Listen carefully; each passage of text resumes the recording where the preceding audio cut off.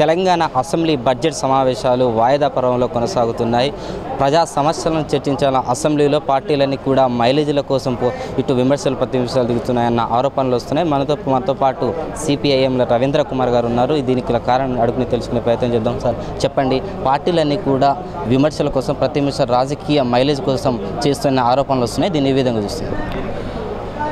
తెలంగాణ రాష్ట్రం ఏర్పడ్డ మొట్టమొదటి బడ్జెట్ సమావేశాలు చాలా దారుణంగా ఈ సమావేశాలు జరగడం అనేది జరుగుతూ ఉన్నాయి.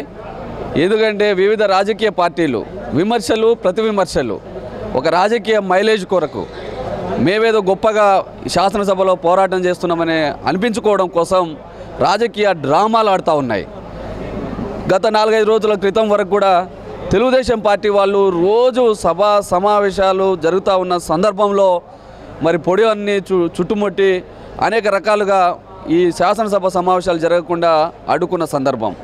ఆ తర్వాత 3 రోజుల నుండి ప్రధాన ప్రతిపక్షమైన కాంగ్రెస్ పార్టీ తెలంగాణ రాష్ట్ర అభివృద్ధి కొరకు తెలంగాణ శాసనసభ నిర్వహణలో మేము భాగస్వాములు అవుతామని చెప్తూనే 3 రోజుల నుండి విలువైన సభా సమయాన్ని వృధా చేస్తూ ఉన్నారు. మేమేమో సిపిఐ పార్టీగా ఒక్కరే సభ్యులు కాబట్టి మీకు ఇంకా ఎంత ఎక్కువ అవకాశం ఇవ్వలేమని చెప్పి మరి సంఖ్యాపరంగా మమ్మల్ని మా గొంతులు నొక్కేస్తూ ఉన్నారు. వాస్తవంగా ఈరోజు ఈ రాష్ట్రంలో కరువు ఉంది, కరెంటు సమస్య ఉన్నది, పెన్షన్ సమస్య ఉన్నది, త్రాగునీరు లేదు, సాగునీరు లేదు, అనేక మంది రైతుల ఆత్మహత్యలు జరుగుతూ ఉన్నాయి. ఈ ఆసరా పెన్షన్ పథకంలో అర్హులైన వాళ్ళ మా పేర్లు తొలగించారు, కోత విధించారు అని చెప్పి ఆత్మహత్యలు చేసుకుంటూ ఉన్నారు. ఇలాంటి సమస్యల మీద ఇటు టీడీపీ అదే ప్రభుత్వాన్ని ప్రశ్నించిన పార్టీని ఇటు ప్రభుత్వం సస్పెండ్ చేసుకుంటూ పోతుంది. దీన్ని ఏ విధంగా చూస్తారు? ఇప్పుడు ప్రభుత్వం అధికారంలో ఉండే ఏ ప్రభుత్వం అయినా సరే ఒక ప్రతిపక్ష పార్టీలుగా ఓ బాధ్యత కలిగిన పార్టీలుగా ఏదైనా ఒక అంశం మీద చర్చించాలని అడిగినప్పుడు అవకాశం ఇచ్చి వారి యొక్క చిత్తశుద్ధిని నిరూపించుకోవాల్సిన అవసరం ఉన్నది. అలా కాకుండా వీళ్ళేమో అల్లరి చేయడం, వాళ్ళేమో సస్పెండ్లు చేయడం, మధ్యలో పడిపోయి మేము నలిగిపోతున్నాం. ప్రజా సమస్యలు చర్చకు రాకుండా మా సమయాన్ని అంతా కూడా వృధా చేస్తూ ఉన్నారు.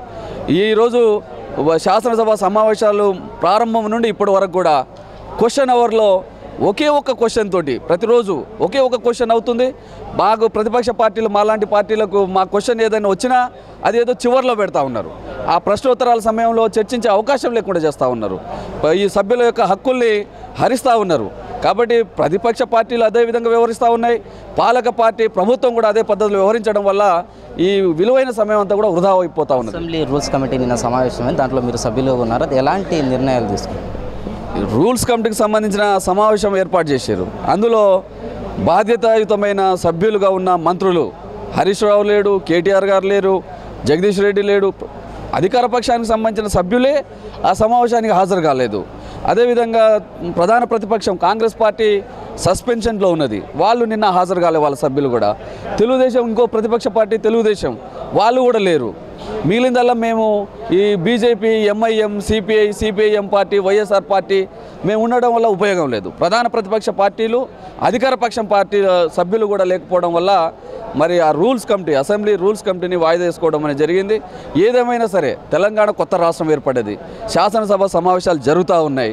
దీంట్లో ఒక మంచి రూల్స్ని ఫ్రేమ్ చేసుకొని సభ్యుల యొక్క హక్కుల్ని కాపాడే పద్ధతిలో ప్రజా సమస్యలు చర్చకు వచ్చే విషయాలను ఆలోచన చేసి ఈ రూల్స్ను ఫ్రేమ్ చేయడానికి ఈ ప్రభుత్వం ఆలోచన చేయాలని చెప్పి ఆసరా పథకం కింద పింఛన్ అందక చాలామంది వృద్ధులు కూడా తెలంగాణలో చనిపోతున్నారు. ఈ మొత్తం కూడా ఆసరా పథకంలో గందరగోళం నెలకొంది. దీన్ని ఏ విధంగా ముందుకెళ్తే చూస్తుంది ఉందంటారు?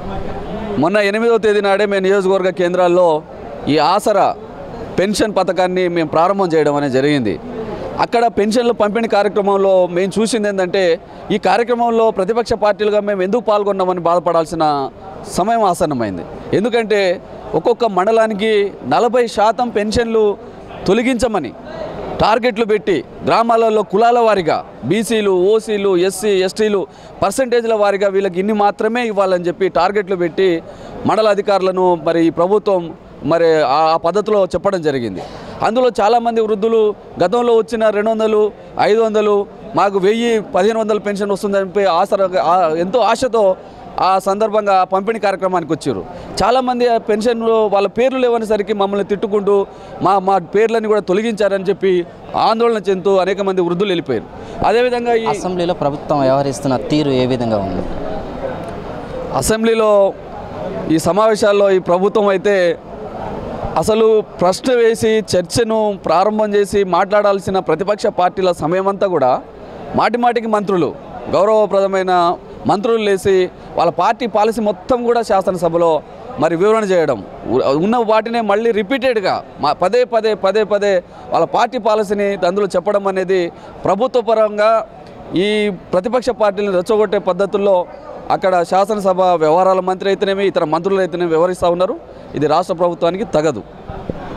ప్రజా సమస్యలను చర్చించాల్సిన అసెంబ్లీలోనే పార్టీలన్నీ కూడా విమర్శలు ప్రతివిమర్శలు కాకుండా ప్రజా సమస్యలను చర్చించడానికి ఇటు ప్రభుత్వం కూడా ముందుకు రావాలి. ప్రభుత్వం ప్రతి విషయంలో అధికార పార్టీకి సంబంధించిన మంత్రులు కూడా గంటల తరబడి ఉపన్యాసాలు కాకుండా ప్రజా సమస్యలమైన కీలకంగా చర్చించగలిగిన అన్ని పార్టీలకు అవకాశం కల్పించాలని రవీంద్ర కుమార్ అంటున్నారు. వీడియో జర్నలిస్ట్ శ్యామ్తో రమేష్, YTV, హైదరాబాద్.